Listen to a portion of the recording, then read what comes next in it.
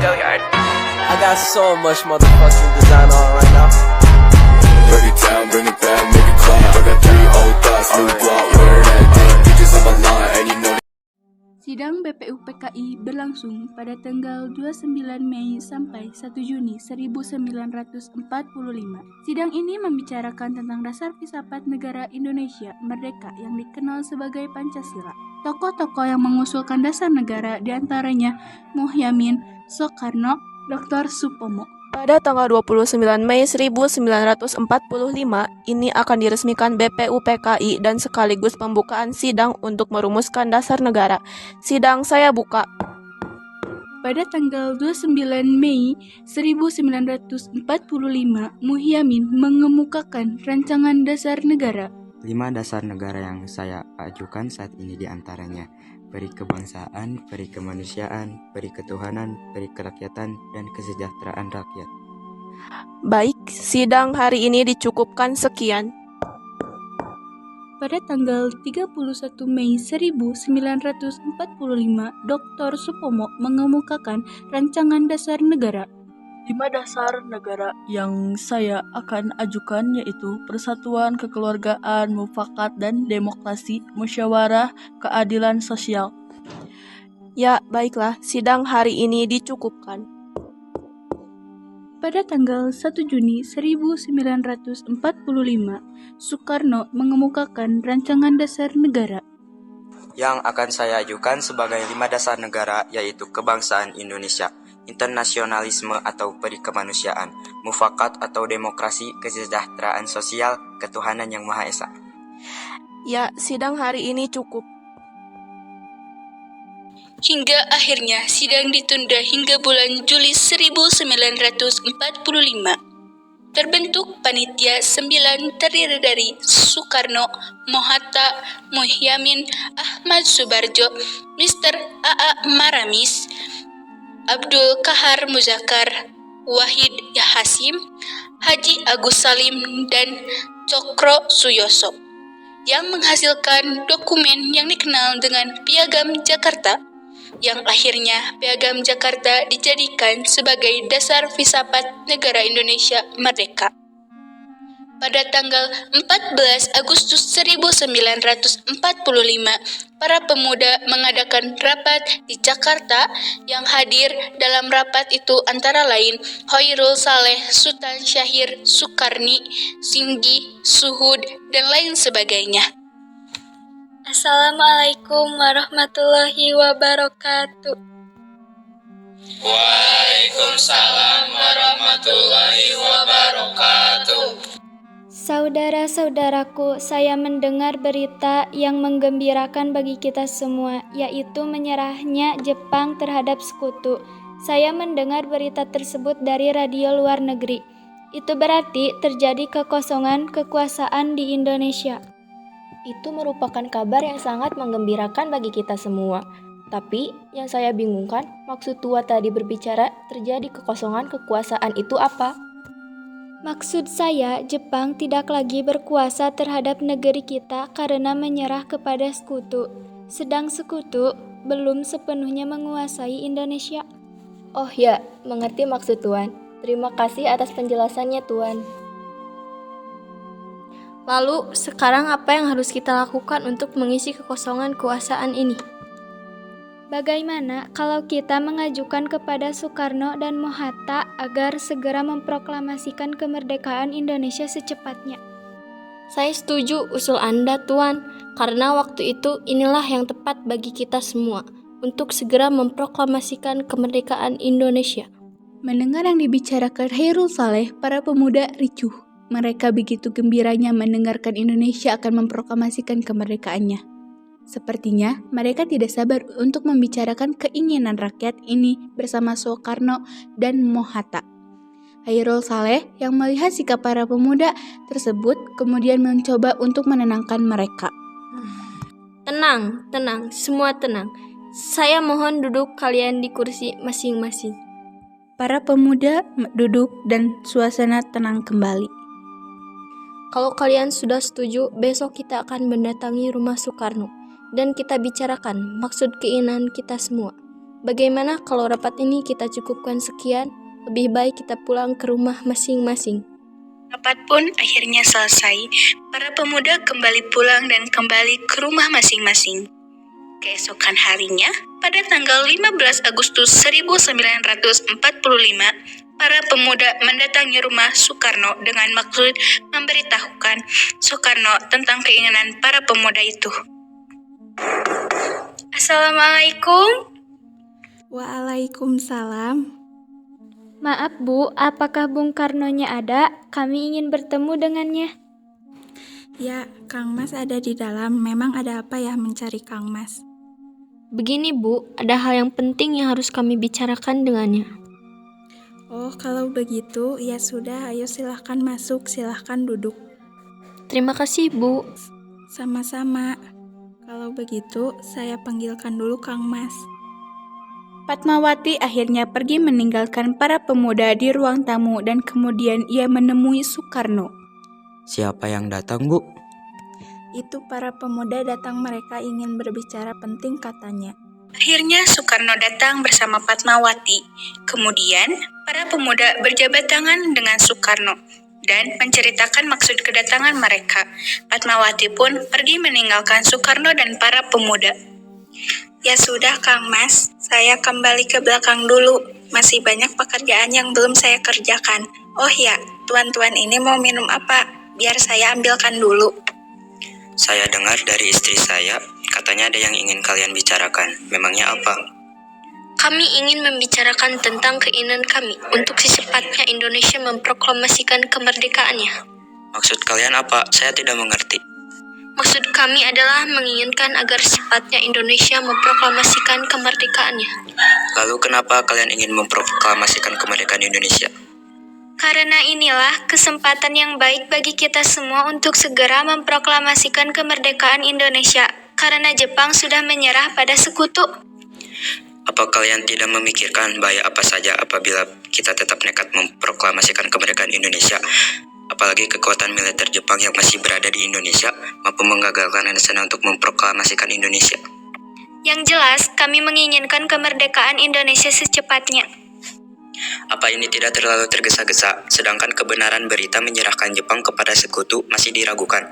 Lebih baik kita cek dahulu dari sumber yang resmi. Jadi, usulan kami belum dapat disetujui.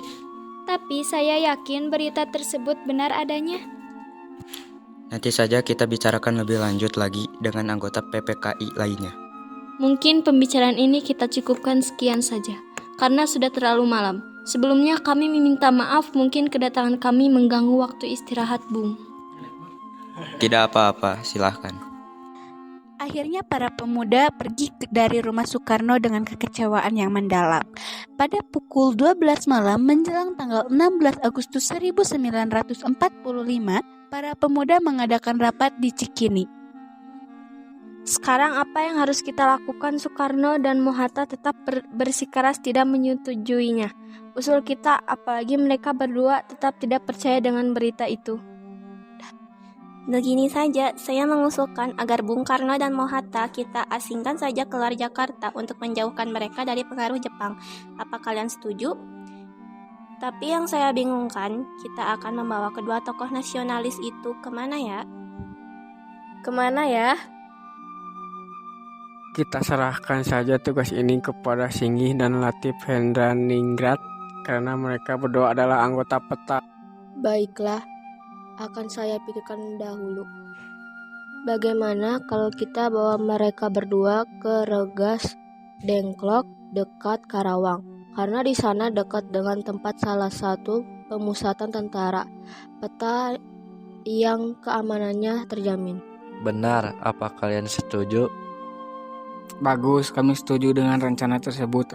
Latif dan Singgih pun kemudian pergi ke rumah Soekarno. Tidak lama kemudian, mereka sampai di rumah Soekarno. Assalamualaikum. Waalaikumsalam. Ada apa ya malam-malam bertamu kemari? Maaf Bu, kami tidak bermaksud mengganggu waktu istirahat Ibu. Tapi ada hal yang penting yang harus kami bicarakan dengan Bung Karno. Sekali lagi kami minta maaf. Ah, tidak apa-apa. Mari silahkan masuk, silahkan duduk. Terima kasih Bu. Sama-sama, kalau begitu tunggu sebentar ya. Saya panggilkan dulu Bung Karnonya. Oh ya, hampir lupa kebetulan Bung Hatta juga menginap di sini. Katanya mereka ingin membahas keinginan para pemuda. Apa Bung Hatta juga perlu saya panggilkan? Iya Bu, silakan. Assalamualaikum. Waalaikumsalam. Ayo silahkan duduk. Terima kasih. Sama-sama. Bu, kok tamunya tidak ditawarin minum dulu? Maaf Kang Mas, Ibu lupa. Oh ya, tuan-tuan ini mau minum apa? Ah, ngerepotin Bu. Enggak usah saja Bu, terima kasih. Biasa saja, jadi tuan ini mau minum apa? Apa saja Bu, yang penting halal. Ya sudah, saya ke belakang dulu. Katanya kalian ingin membicarakan hal yang penting dengan saya. Memangnya hal yang penting apa? Apa berkaitan yang tadi siang? Sebelumnya kami minta maaf lagi-lagi kami mengganggu waktu istirahat Bung. Memang kedatangan kami kemari memang berkaitan dengan kejadian tadi siang. Begini Bung, kami sebenarnya diutus kemari karena mendapat tugas untuk membawa Bung Karno dan Bung Hatta keluar kota. Kemana? Ke Karawang. Memang kenapa kami harus pergi keluar kota? Untuk menghindar dari pengaruh Jepang. Tapi kalau kami tidak mau? Sekarang Tuan bukan waktunya untuk berdebat, cepat ikut kami. Apakah ini semua penting? Sangat penting. Baiklah, kami akan ikut. Tapi saya berpamitan dulu dengan Fatmawati. Bu, Kang Mas pamit dulu. Kang Mas akan pergi dengan para pemuda itu. Kemana? Ke Karawang. Bolehkah saya ikut? Saya merasa akhir-akhir ini perasaan saya tidak enak tentang Kang Mas. Baiklah, ayo cepat. Maaf Bung, apakah sudah selesai bicaranya? Kalau begitu, bagaimana kalau sekarang kita berangkat agar lebih cepat? Ya sudah, kita berangkat. Akhirnya mereka meninggalkan rumah Soekarno dan langsung menuju Rengas Dengklok di Karawang. Di sana para pemuda sudah berkumpul menunggu kedatangan Soekarno dan Mohatta. Setelah lama di perjalanan, akhirnya mereka sampai di sebuah rumah. Di sana, Soekarno dan Mohatta terus didesak oleh pemuda. Namun ternyata sungguh besar wibawa mereka berdua, hingga para pemuda menjadi naik pitam. Apa-apaan kalian ini? Tidak apa-apa, Bu. Kami cuma ingin memproklamasikan Indonesia secepatnya. Namun Bung Karno menolak. Ya, saya tahu itu, tapi jalannya tidak seperti ini. Lagi pula, kalau Kang Mas menolak untuk memproklamasikan kemerdekaan Indonesia saat ini, pasti ia mempunyai alasan tersendiri. Lalu, dengan jalan bagaimana padahal keputusan ada di tangan kedua pemimpin tersebut? Ya sudah, bagaimana kalau masalah kalian ini kita bicarakan lagi dengan kepala yang dingin, tidak dengan emosi. Akhirnya Fatmawati pun berhasil meyakinkan para pemuda agar kembali berunding dengan Soekarno dan Mohatta. Di sisi lain, Ahmad Subarjo yang mengetahui keberadaan Soekarno dan Fatmawati serta Muhammad Hatta berusaha meyakinkan para pemuda agar kedua tokoh nasional itu dibawa kembali ke Jakarta. Sudahlah Hairul Saleh, sebaiknya kalian jangan menahan Soekarno dan Mohatta. Memang kenapa? Apa alasannya? Rasanya tidak arif apabila kita menahan kedua tokoh nasionalis itu. Tidak arif bagaimana? Kami sudah mencoba untuk meyakinkan mereka, namun tetap saja mereka menolak. Saya yakin kalau kita bicara baik-baik, pasti keinginan kalian akan dipenuhi. Saya akan membantu kalian untuk meyakinkan Soekarno dan Mohatta. Apakah yang Bung bicarakan ini dapat dipegang? Yang kami inginkan adalah kemerdekaan Indonesia besok harus dilaksanakan. Percayalah, saya akan meyakinkan tokoh nasionalis itu agar menyetujui usul kalian itu. Ya sudah, sebaiknya kita sekarang berangkat ke Karawang untuk menjemput Soekarno dan Mohatta. Baiklah, ayo kita berangkat. Sampainya di Jakarta, tanggal 16 Agustus 1945, pukul 12 malam, Soekarno mengantarkan anak dan istrinya pulang terlebih dahulu, sebelum beliau menyusul naskah proklamasi bersama para pemuda. Kita sudah sampai di Jakarta, Bung. Mari kita ke rumah Laksamana Maeda untuk membahas proklamasi. Baiklah, tapi tunggu. Saya ingin mengantarkan anak dan istriku pulang terlebih dahulu. Silakan, Bung. Kami akan mengantar Anda.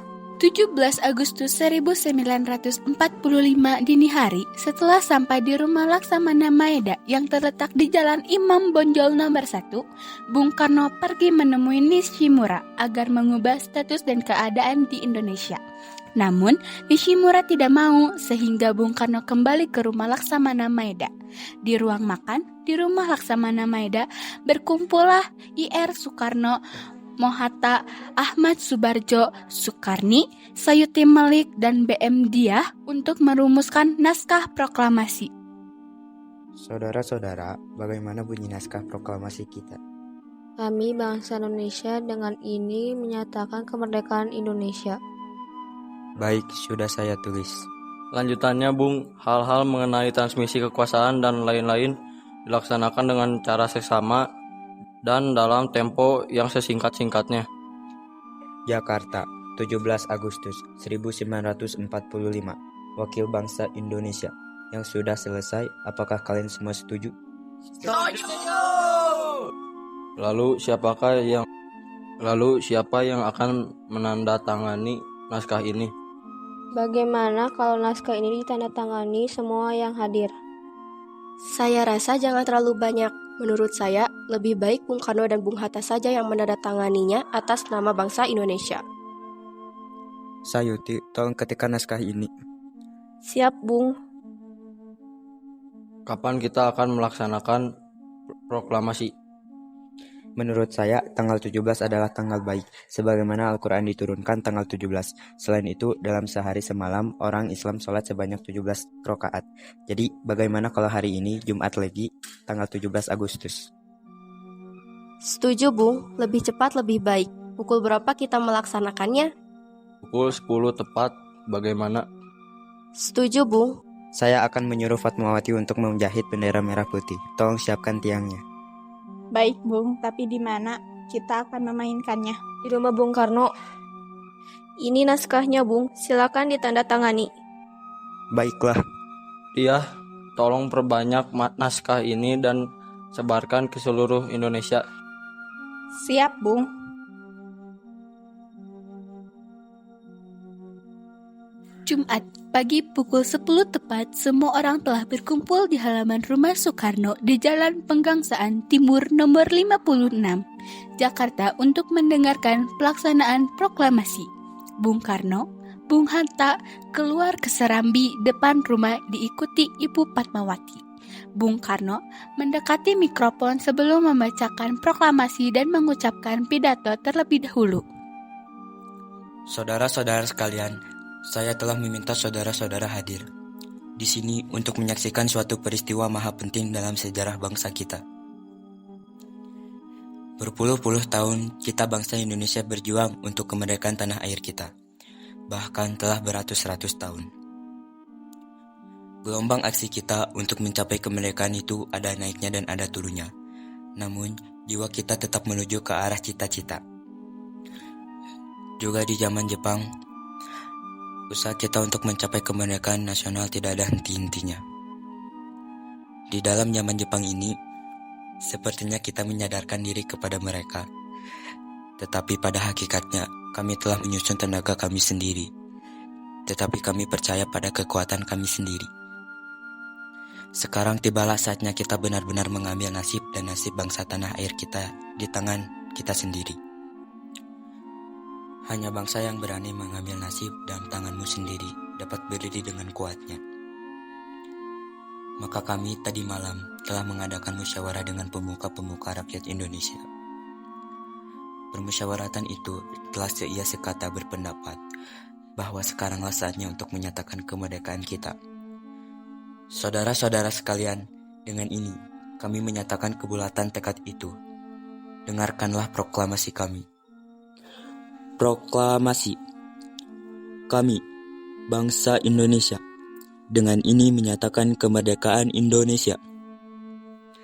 Hal-hal yang mengenai pemindahan, kekuasaan dan lain-lain diselenggarakan dengan cara seksama dan dalam tempo yang sesingkat-singkatnya. Jakarta, 17 Agustus 1945. Atas nama bangsa Indonesia, Soekarno-Hatta.